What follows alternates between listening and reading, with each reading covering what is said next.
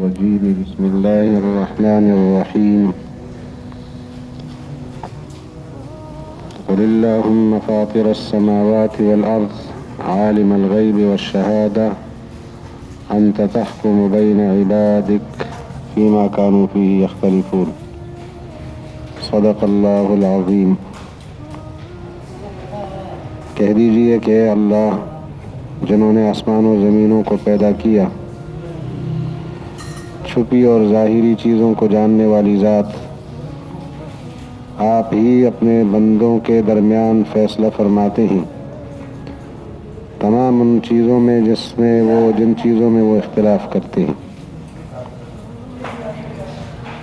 اللہ جل جلالہ کی توحید کا مسئلہ چل رہا ہے اور اس پر دلائل دیے جا رہے ہیں۔ عرض کیا تھا کہ مشرک جب مشرک ہوتا ہے، شرک کرتا ہے، تو اللہ جل جلالہ کی صفت کسی بندے کو دے دیتا ہے۔ اللہ تعالیٰ کی خدائی صفت میں کسی بندے کو شامل کرنا یہ شرک ہے، اور مشرک اللہ جل جلالہ کا باغی ہے، اور اللہ تعالیٰ اپنے باغی کو معاف نہیں کریں گے۔ اس سلسلے میں عرض کیا تھا کہ شرک کی دو مرکزی قسمیں ہیں، ایک شرک اعتقادی ہے اور ایک شرک کی عملی ہے۔ عقیدے کا شرک اور عمل کا شرک۔ عقیدے کے شرک کے انسان اپنا نظریہ بنا دے، اس عقیدے کی شرک کی چار صورتیں بنتی ہیں، چار شکلیں بنتی ہیں۔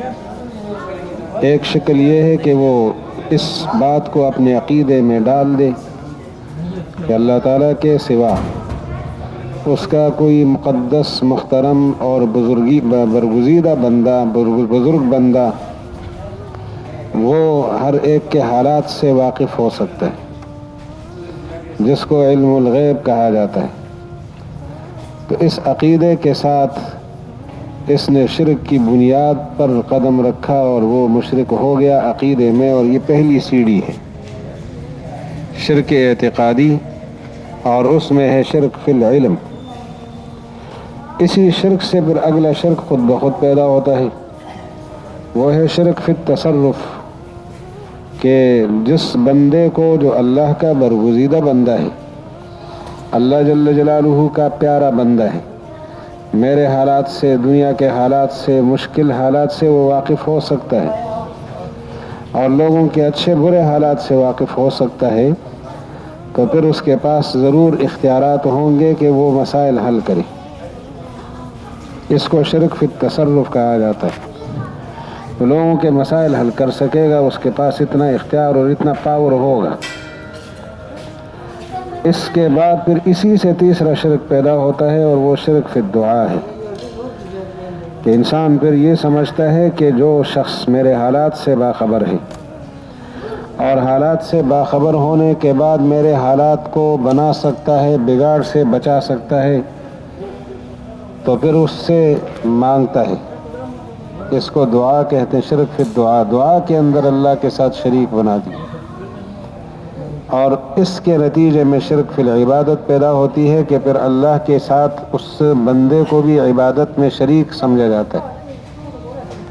اس کے نام پر نظر و نیاز، اس کے نام کے لیے جسمانی عبادت، اگر کہیں اس کی قبر ہے تو اس کا طواف، اور کہیں قبر ہے تو اس پر سجدہ، یہ چیزیں پیدا ہوتی ہیں، اور اس کا عقیدہ رکھا جاتا ہے کہ عبادت کا حق رکھتا ہے، اور بعض لوگ اس برگزیدہ بندے کی شکل بنا کر اس کی پوجا شروع کر دیتے ہیں، بت پرستی آ جاتی۔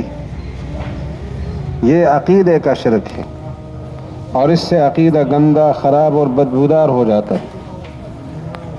دوسرے نمبر کا شرک شرک عملی ہے، عمل کے اندر شرک۔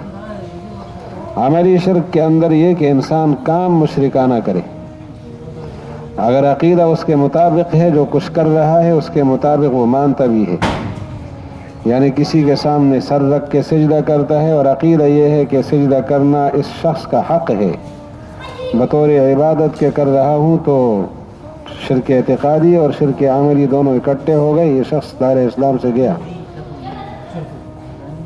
اور اگر عقیدہ یہ ہو کہ میں اس کے سامنے عبادت کا سجدہ نہیں کر رہا، عبادت تو صرف اللہ کی ہوگی، جو میں نے اس کے سامنے سر رکھا ہے یہ تعظیم کا سجدہ ہے، احترام کا سجدہ ہے۔ تو بندے کو یا اللہ کی مخلوق کو اتنا احترام دینا جائز نہیں ہے کہ انسان کا سر اس کے پاؤں کی سطح پر آ جائے، انسان اتنا عاجز ہو جائے کہ اس کا سر اور اس کے پاؤں ایک سطح پر ہو۔ اتنی تعظیم کرنا اللہ کی کسی مخلوق کی جائز نہیں ہے، خواہ وہ مخلوق پیغمبر ہو یا وہ مخلوق پیغمبر کے صحابہ ہوں، اولیاء امت ہو، اور بڑے سے بڑے لوگ کیوں نہ ہو، جاندار کی شکل میں ہو یا بے جان کی شکل میں، کسی مخلوق کے سامنے اتنا عاجز ہونا کہ سر اور پاؤں ایک سطح پر آ جائے، اس کی ہرگز اجازت نہیں۔ لیکن چونکہ عقیدہ عبادت کا نہیں ہے، عقیدہ تعظیم کا ہے، تو یہ شخص مشرک تو نہیں ہوگا، کافر نہیں ہوگا، بڑا گناہ گار ہوگا، گناہ کبیرہ کا مرتکب ہے، حرام کا مرتکب ہے، اور توبہ کرنے کی ضرورت ہوگی، توبہ نہیں کرے گا تو اس گناہ کے بدلے میں پکڑا جائے گا۔ فرق یہ ہے کہ جو دل کے عقیدے کے ساتھ کسی کے سامنے سجدہ کرتا ہے اور اس سجدے کو اس آدمی کا حق سمجھتا ہے جس کے سامنے سر رکھتا ہے، یا جس مخلوق کے سامنے سر رکھتا ہے اس مخلوق کا حق سمجھتا ہے، ایسا شخص مشرک ہو جاتا ہے۔ ایسا آدمی ان اللہ لا یغفر ان یشرک بہ، اللہ تعالیٰ ایسے بندے کی بخشش کا فیصلہ نہیں فرمائیں گے۔ خالدین فیہا ابدا، ہمیشہ ہمیشہ دوزخ کا ایندھن بنے گا، اللہ تعالیٰ بچائے۔ اور دوسرا آدمی جس نے سجدہ کیا غیر اللہ کے آگے، لیکن اس لیے نہیں کہ یہ اس کی عبادت کر رہا ہوں، عبادت تو اللہ کی کروں گا، میں نے تعظیم کے لیے سر رکھا ہے اس کے در پر، احترام، تعظیم، پروٹوکول دینے کے لیے، تو یہ انداز پروٹوکول کا حرام ہے، گناہ کبیرہ کا مرتکب ہے۔ اس کے بدلے خدا نہ کرے اگر دوزخ میں گیا تو سزا کاٹنے کے بعد پھر نکلے گا، اس کی سزا ہوگی، اور سزا اسی عمل کی ہوگی، چونکہ عقیدہ ٹھیک ہے۔ اب یہ دونوں جرائم ہیں، اور اللہ کا مجرم بننا ایک بندے کے ساتھ مناسب نہیں ہے کہ خدا کا مجرم بنے، جس کی زمین پر رہے، جس کی فضاؤں سے فائدے اٹھاتا رہے، سانس لینا، جو فضا کے اندر قدرتی اور صاف اور مزیدار آکسیجن ہے اس سے فائدہ لینا، یہ اس کے بغیر تو جی نہیں سکتا، زندہ نہیں رہ سکتا، اور اللہ تعالیٰ تازہ آکسیجن کا انتظام فرماتے ہیں اس کے لیے۔ پھر پانی کا استعمال، تازہ پانی ملتا ہے، اور قدرت کی طرف سے انتظام ہوتا ہے کہ ضرورت کے وقت ضرورت کی چیز پہنچتی ہے، ہر ضرورت کی چیز قدرتی انتظامات ہیں۔ جتنی اس کی زندگی ہے، اس کی زندگی کے لوازمات کے لیے اللہ تعالیٰ بڑے پیمانے پر انتظام فرماتے۔ یہ اس کو ناراض کر دے اور اس سے باغی ہو جائے، اس کا نافرمان ہو جائے، یہ بندے کی شان کے خلاف ہے، بندے کی بندگی کے ساتھ اس کا جوڑ نہیں ہے۔ تو جب ہم یہ مانتے ہیں کہ ہم اللہ کے بندے ہیں، پھر ساتھ یہ بھی کہ بندگی کا طریقہ محمد الرسول اللہ سے ہم نے سیکھنا ہے، بندہ کس طرح رہے گا دنیا میں، بندے کی زندگی کا معیار کیا ہے، محمد الرسول اللہ اس کے لیے ایک نمونہ ہے۔ لقد کان لکم فی رسول اللہ اسوۃ حسنہ، زندگی کے ہر شعبے میں آپ علیہ السلام نے جو نمونے پیش کیے ہیں وہی عبادت کے نمونے، پھر ان سے وابستگی ضروری ہوگی۔ براہ راست رسول اللہ علیہ السلام سے ہماری ملاقات نہیں ہوئی، آپ سے براہ راست سوال و جواب کا موقع ہمیں نہیں ملا، لیکن آپ نے جن لوگوں کی تربیت کی، تربیت کا حق ادا کیا، انہوں نے تربیت لی اور ایسی صلاحیت اپنی بنا دی کہ دنیا میں پیغمبر نہیں آئے تو کمی محسوس نہیں ہوئی دنیا کو، پیغمبروں کا دروازہ بند کر دیا اللہ تعالیٰ نے، دنیا کو کمی محسوس نہیں ہوئی۔ انہوں نے پیغمبروں کی جگہ لی، پیغمبر بنے بغیر۔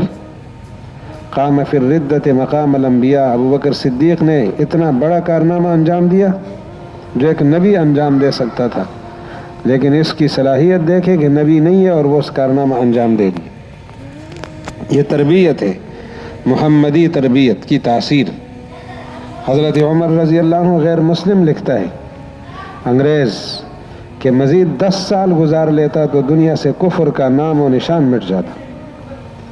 یہ تو تذکرہ ملتا وہ بھی ان کی کتابوں میں کہ دنیا میں ہندو نامی کوئی قوم تھی لیکن آج نہیں رہی، اور مجوسی نامی کوئی قوم تھی لیکن آج نہیں رہی، اور اسی طرح دنیا میں عجیب عجیب قومیں تھیں لیکن آج یہودی عیسائی وغیرہ، لیکن آج ان کا نام و نشان نہیں ہے۔ یہ ان کی کتابوں سے تعارف ملتا، اپنا وجود کوئی کفر کی کوئی شکل باقی نہ رکھ سکتی، یہاں تک ان کو اللہ تعالیٰ نے مقام دیا۔ تربیت ہے، ایسی تربیت یافتہ شخصیات نے پھر انسانیت کو اسلام سے وابستہ کیا، اور انہوں نے تربیت در تربیت کا سلسلہ قائم کیا، آج تک جاری ہے۔ تو الحمدللہ آج مسلمان پورے شرح صدر کے ساتھ کہتا ہے کہ میرے پاس محمد الرسول اللہ کی کتاب اصلی حالت میں موجود ہے۔ مولانا مناظر احسن گیلانی نے غیر مسلموں کو خطاب کرتے ہوئے لکھا ہے کہ اپنے مذہبی پیشواؤں کے نام بتا دو، کام چھوڑ دو۔ آپ کو تو نام بھی معلوم نہیں ہے کہ ان کا صحیح نام کیا ہے۔ جب اپنے پیشواؤں کے صحیح نام معلوم نہیں، پھر تاریخ معلوم نہیں۔ یہودیوں کے پاس موسیٰ علیہ السلام کی تاریخ اصلی شکل میں نہیں ہے، عیسائیوں کے پاس تو بالکل نہیں ہے، محروم قوم ہے۔ جو تفصیلی تذکرہ اسلام نے عیسیٰ علیہ السلام کا دنیا کو دیا ہے، اس سے عیسائیوں کے پاس اپنا تذکرہ بہت کم ہے۔ اس لیے جو مغربی دانشور ہیں وہ صاف لفظوں میں لکھتے ہیں کہ عیسیٰ علیہ السلام کی تاریخ میں حیثیت نہیں ہے، تاریخ میں کوئی بڑا نام نہیں ہے، تو ان کی تاریخ میں نہیں ہے، ان کے پاس نہیں ہے حالات۔ اسلام نے مکمل حالات دیے ہیں۔ تو جو لوگ اپنے مذہبی پیشوا، خاص اور ہندو لوگ، ان کو اپنے مذہبی پیشواؤں کے صحیح نام معلوم نہیں ہے۔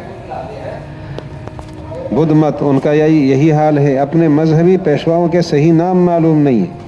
تو مولانا لکھتے ہیں، مولانا مناظر احسن گیلانی رحمہ اللہ، کہ تمہارے حال کا تو ہمیں یہ اندازہ لگ گیا کہ جو لوگ اپنے مذہبی پیشوا کے نام کا بوجھ نہ اٹھا سکے، وہ کام کا بوجھ کیسے اٹھائے گا؟ اور یہاں آئیے، محمد الرسول اللہ علیہ السلام کے کام کا بوجھ کیا، ان کے ساتھ جو وابستگی کا جذبہ ہے اور تعلق ہے مسلمان کا، کہ جو کام مسلمان نے نہیں کرنے لیکن پیغمبر کے ساتھ ان کاموں کا جوڑ ہے، وہ بھی ان کو یاد ہے۔ آپ علیہ السلام کی داڑھی مبارک کے کتنے بال سفید تھے، اب ہماری اپنی داڑھی کے بال کتنے سفید ہیں ہمیں اس سے غرض نہیں ہے، جتنے سفید ہو۔ والد صاحب کی داڑھی کے کتنے بال سفید ہے، کس بیٹے نے اس کو سوچا ہے بھئی اس سے مجھے کیا غرض ہے، 50 سفید ہوں یا 10 سفید ہو، کیا کرنا ہے؟ لیکن پیغمبر کے ساتھ وابستگی اتنی حساس اور اتنی نازک ہے کہ پیغمبر کی داڑھی مبارک کے سفید بالوں کی گنتی بھی محفوظ کی، ایک ایک چیز محفوظ۔ تو اللہ جل شانہ ہم سب کو محمد الرسول اللہ علیہ السلام سے صحیح معنی میں محبت کرنے والا اور تعلق نبھانے والا بنا دے، اور آپ کی شفقتوں سے اور آپ کے احسانات سے پورا فائدہ اٹھانے کی دنیا اور آخرت میں توفیق عطا فرما دے۔ ربنا تقبل منا انک انت السمیع العلیم وتب علینا انک انت التواب الرحیم۔ اللہ تعالی ہمارے گناہوں کو معاف فرما دے، ہدایت والی زندگی نصیب فرما دے، گمراہیوں سے حفاظت عطا فرما دے، ذلتوں سے، رسوائیوں سے اللہ تعالی دنیا اور آخرت میں محفوظ فرما دے۔ وصلی اللہ علی النبی الکریم۔